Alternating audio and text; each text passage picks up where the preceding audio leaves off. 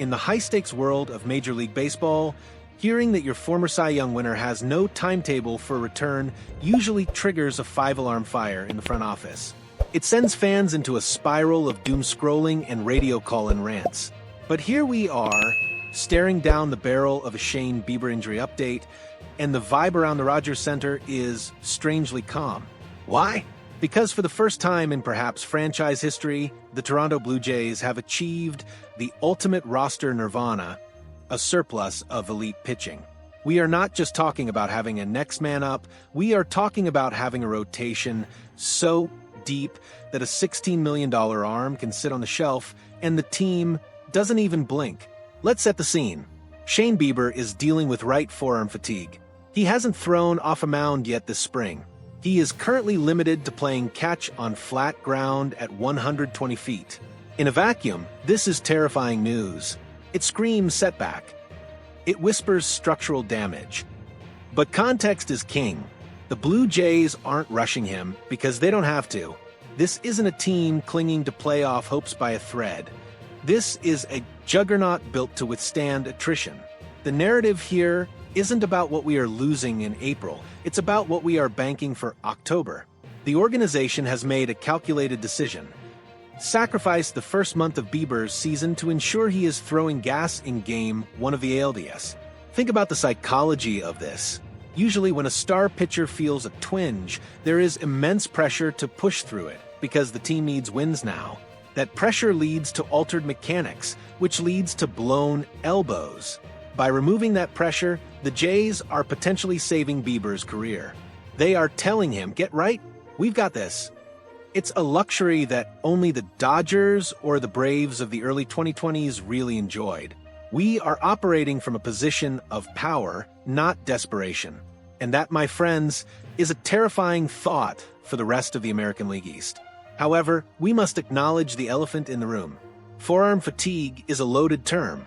It's the vague medical jargon that often precedes the dreaded Tommy John surgery announcement. While the team insists this is just a precautionary slow play, the ghost of pitching injuries past haunts every update.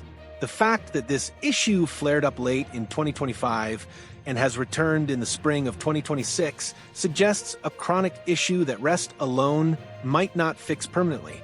But again, the strategy remains: delay, rest, rehabilitate. If he comes back in May and gives us 120 elite innings, the gamble pays off. If we rush him back for opening day and he blows out in the third inning, the season is compromised. Patience isn't just a virtue here. It's the only logical strategy. To understand why the Jays are treating Bieber with kid gloves, we have to look at the investment and the history. This isn't just about the $16 million player option he exercised in November. Though let's be real, that is a massive chunk of change for a guy starting on the IL. It's about the asset cost. Remember, we traded a legitimate prospect in Call Steven to the Guardians to get him. We bought high on a distressed asset, hoping to rehabilitate his value. Bieber is entering his first full season after his previous Tommy John surgery recovery arc. The 88 innings he threw last year between the regular season and playoffs were a tease. They showed us the flashes of brilliance, the 3.57 ERA, the command returning, but they also showed the fragility. The forearm fatigue he is experiencing now is likely a byproduct of that ramp-up. The body protects itself. When a pitcher returns from major elbow reconstruction, the surrounding muscles often overcompensate, leading to these kinds of secondary inflammations. It's a classic 2 steps forward, 1 step back scenario. The fact that he is throwing from 120 feet is actually a good sign. It means the ligament is intact and they are just managing the muscular load. If there was structural failure, he wouldn't be throwing at all. He'd be in a surgeon's office in Texas. Let's talk about the contract situation again, because it adds a layer of intrigue. Bieber had a choice: take a $4 million buyout and test free agency, or lock in $16 million with Toronto. He chose the security. That tells us he knows his body isn't 100% ready for the open market. He needs Toronto as much as Toronto needs him. It's a symbiotic relationship.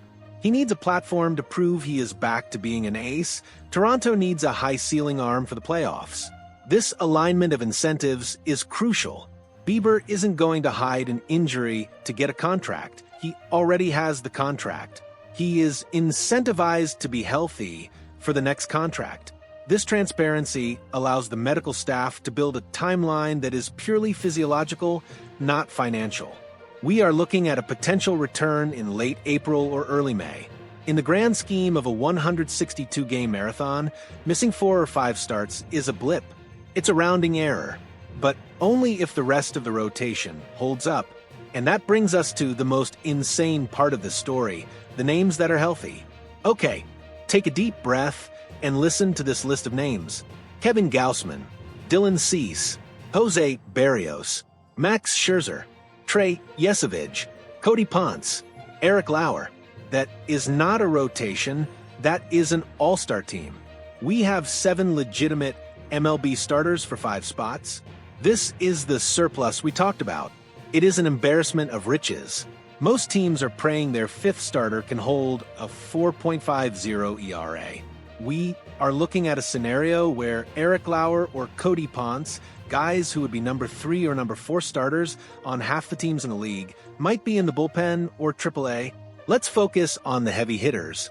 We have Max Scherzer, the future Hall of Famer, bringing that intensity and veteran savvy. We have Dylan Cease with some of the nastiest stuff in the game. We have Gausman and Barrios, the pillars of consistency. And then there is the young gun Trey Yesavage, who is knocking on the door. With this kind of firepower, Shane Bieber becomes the ultimate luxury item. He is the cherry on top of a very expensive, very delicious sundae. The roster crunch is real though. You cannot carry 7 starters. It's mathematically impossible with a modern bullpen configuration. So who is the odd man out? All signs point to Eric Lauer. His versatility is his curse and his blessing. As a lefty who can swing between starting and long relief, he is the perfect candidate to fill the bulk guy role. He can cover innings if Scherzer needs an extra day of rest, or if Yesavage is on an innings limit. This role is undervalued, but vital. It saves the bullpen from burning out in May. This depth also protects against the Yesavage factor. Rookies are volatile. We don't know how Yesavage will handle the grind of a full MLB season. Having Lauer and Ponce ready to step, it means we don't have to ruin a prospect's confidence by leaving him out to dry. We can curate Yesavage's development perfectly. And when Bieber does come back, my goodness, imagine a rotation where you have to move a guy like Barrios or Cease down in the pecking order. It's a good problem that keeps general managers awake at night with excitement, not fear. So, what is the verdict? The verdict is that patience is the only play. The Blue Jays are playing 4D chess while everyone else is playing checkers.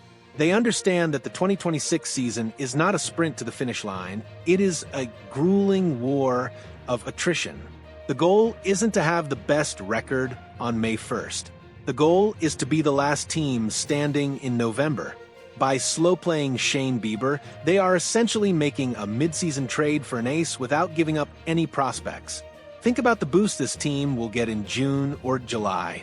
The dog days of summer when arms are tired and bats are hot. Suddenly, you inject a fresh, hungry Shane Bieber into the mix. It energizes the clubhouse. It demoralizes opponents. It shortens the game for the bullpen. This strategy requires discipline. It requires the fan base to not freak out when they see TBD next to Bieber's name on the injury report. But trust me, the payoff is worth the wait. Now, I want to turn the mic over to you. We have 7 starters for 5 spots. When Bieber comes back, someone has to go to the bullpen or get traded. Who is your odd man out? Do you move Lauer to the pen permanently? Do you trade a veteran for bat help? And are you comfortable with the team's cautious approach with Bieber? Or does the forearm fatigue diagnosis make you nervous about his long-term viability? Drop your rotation predictions in the comments below. I want to see your ideal 5-man staff for opening day and your ideal staff for Game 1 of the World Series. Let's get a heated debate going. As always, if you enjoyed this deep dive into the Jays strategy, smash that like button, subscribe to the channel, and ring the bell. We are covering every pitch, every injury, and every victory. Stay patient, stay hungry, and let's go Blue Jays!